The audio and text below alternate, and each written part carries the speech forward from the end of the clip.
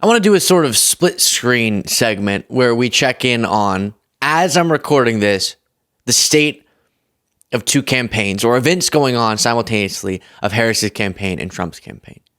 Both in Texas, and Kamala Harris decided she'd go into Trump's territory, right, onto Trump's turf, a red state like Texas, to make her case there. And she's making her case indeed. She has an event tonight where she'll be doing that as well. But right now she's holding a press conference. I'll show you that, and then I'll get to Trump at his event as well. While we're going through this, please do remember to click the subscribe button. We're hoping to reach 1 million subscribers by the election, which will take a lot of work. So please, anyone who's not subscribed, I'd greatly appreciate it if you would. I also do want to address the comment that Donald Trump made about America being the trash can of the world, whatever he said, something along those lines. It's just another example of how he really belittles our country. This is someone who is a former president of the United States, who has a bully pulpit. And this is how he uses it to tell the rest of the world that somehow the United States of America is trash.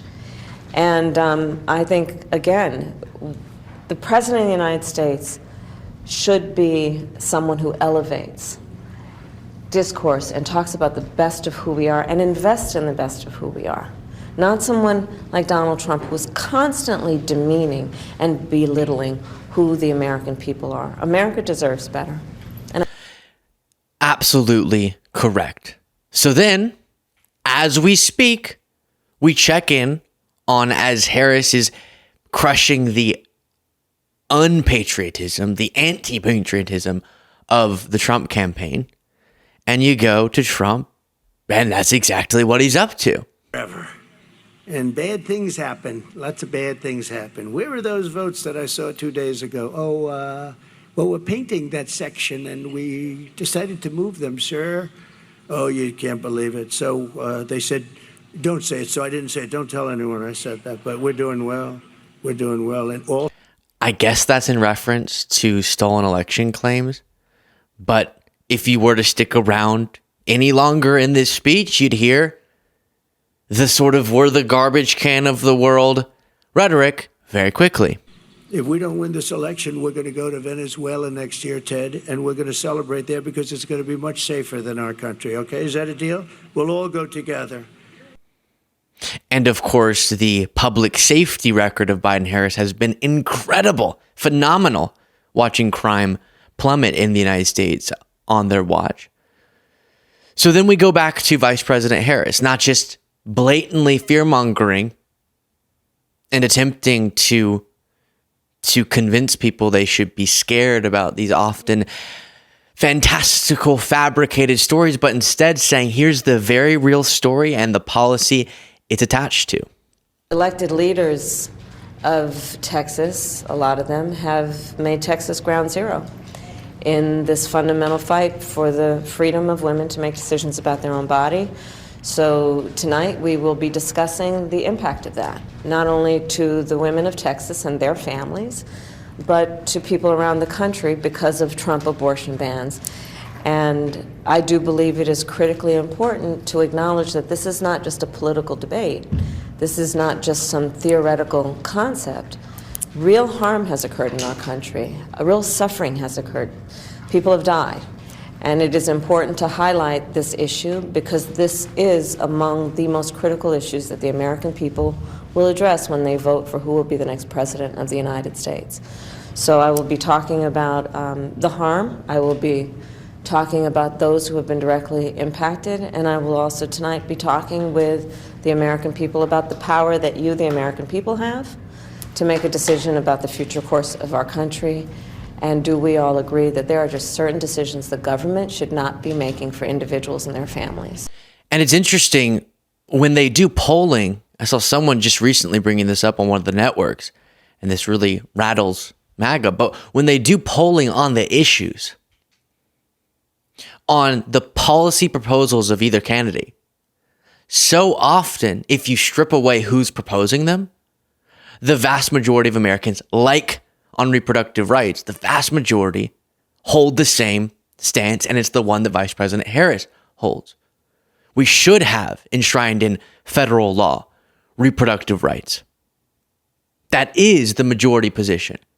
But somehow, with fear-mongering like what we'll check back in on with Trump's Texas speech, him in Austin, Texas, the fear-mongering, the branding, it works on so many people. Coming in from the Middle East, the Congo, that's a hot place right now. A lot of people coming in from prisons in the Congo. They're coming into our country. It's not even believable, actually, when you think. You're standing up here, you're saying this stuff, John Barrasso, but you're saying this, and you say to yourself, is it even believable? It's sort of like, actually, in a smaller way, but still very important, men playing in women's sports. Who would want that? But 10 years ago, you. On some of this stuff, when Trump will go, this doesn't even sound believable. It's because it's not. And then on both of the things he cited, they put in place of a nuanced, level-headed discussion about the best option on policy issues. Blatant, distorted fear-mongering. That's what Trump prioritizes over policy conversations. He also prioritizes petty, childish insults, as you know, here calling Anderson Cooper Allison Cooper because he's gay. And the night before, the town hall with Cooper was just unbelievable. Allison Cooper got so angry. But think of it, never an apology, never a phone call. And so many people say, yes, I want that in the Oval Office. I want them to be spending their time thinking of what the best childish insult they can come up with is, instead of coming up with how they can improve my life. And actually, this gets to go back to Harris's rally last night, a really important contrast she set up. So, America, there is a huge contrast in this election. Just imagine the Oval Office in 3 months. Picture it in your mind. It is either. But there's a choice that everybody has. So let's imagine it for a moment. It's either Donald Trump in there stewing over his enemies list, or me working for you, checking off my to-do list. You have the power to make that decision. An enemies list versus a to-do list. That is, put simply, perfectly, the split screen, the contrast, the options we have in this election. Then going back to Vice President Harris's press conference. President staying on Congress, Politico is reporting a House Freedom Caucus leader says that North Carolina should consider giving Trump its electors before votes are counted because the Helene damage was in predominantly Trump counties. What's your reaction to language like that? America deserves to have leaders who respect the importance of one of the pillars and foundations of our democracy, which is free and fair elections, and that they are not manipulated by elected leaders for the sake of their own political future or their own political strategy for how they themselves want to succeed. It's a crazy, crazy proposition, a Republican legislator wanting North Carolina to just hand their votes to Trump.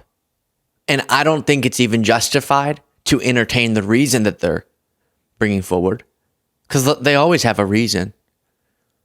Oh, it was the fraud lies before. They're always going to have a reason as to why Trump should be in the Oval Office, even if he loses. But at the end of the day, it comes of a profound lack of respect for our democracy. Then Trump attacks Biden, seemingly, for doing something historic and something as Americans we should be able to unite around. Where the hell he is, so what difference? I just saw him. He's making a speech somewhere, and he screwed it up pretty badly. but he's got his glasses, the whole deal, standing outside, wind blowing. He doesn't look great for us. He doesn't look, that's not what we want. That's not what we want. President Xi used to look at him and still does, I guess, right? But he used to he just said, oh, this makes me so happy, he says. And Putin and the whole group, Kim Jong-un, they're tough guys out there. They're tough and they're smart and they're streetwise and they're at the top of their game. And we don't have that. That's very nice. Thank you. What a good line that is. She said, that's why we have you. Thank you very much. Wow. Do you know that? So what is he attacking Biden over? And what is he always saying when he tries to insult Biden and Harris? He can't even just leave it at, I don't like them, or I don't think they're smart, or they embarrass us on the national or international stage. It always has to be, and compared to Xi Jinping, oh, Xi Jinping is so amazing and so smart and so hot. Trump always has to articulate it that way. It always has to be in juxtaposition. It has to be juxtaposed against his favorite people on the world stage. Kim Jong-un, Xi Jinping, Putin. And what is he criticizing? Biden actually making America proud right now, also as I'm recording this segment, standing on the world stage, and as the U.S. president having the integrity and the morality to make a historic decision to apologize to Native Americans for specifically the federal government forcing children into boarding schools where they underwent horrible abusive treatment. Terribly wrong. It's a sin on our soul. I'd like to ask, with your permission, for a moment of silence, as we remember those lost and the generations living with that trauma. And the audio will cut out there for a moment. As this moment of silence takes place, we'll pick it up here. After 150 years, the United States government eventually stopped the program. But the federal government has never formally apologized for what happened until today. I formally apologize as President of the United States of America for what we did. I formally apologize. And it's long overdue at a tribal school in Arizona, a community full of tradition and culture, and joined by survivors and descendants to do just that. Apologize, rewrite the history book correctly. I have a solemn responsibility to be the first president to formally apologize to the Native peoples, Native Americans, Native Hawaiians, Native Alaskans, and federal Indian boarding schools. It's long overdue. Quite frankly, there's no excuse. This is presidential. This is high character. All Trump can think about is how Biden looked with his glasses on, and how Xi Jinping is so much stronger because he is an authoritarian who rules with an iron fist. And it will continue to shock and disturb me that there's even a chance Trump could win, much less a solid chance he could win. That point being emphasized by Harris's statement last night saying this.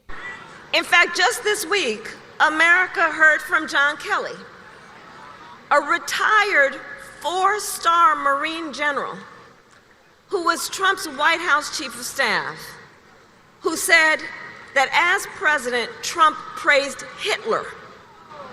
Take a moment to think about what that means. That Trump said, quote, Hitler did some good things. And that Trump wished he had generals like Hitler's who would be loyal to Trump and not to America's Constitution. This is not 2016 and it is not 2020. Including because just a few months ago, the United States Supreme Court told the former president that he is effectively immune no matter what he does in the White House. Exactly right. I've heard many people phrase it this way. Vice President Harris right now in the final days is doing just about everything right in delivering her message. And Trump is doing just about everything wrong.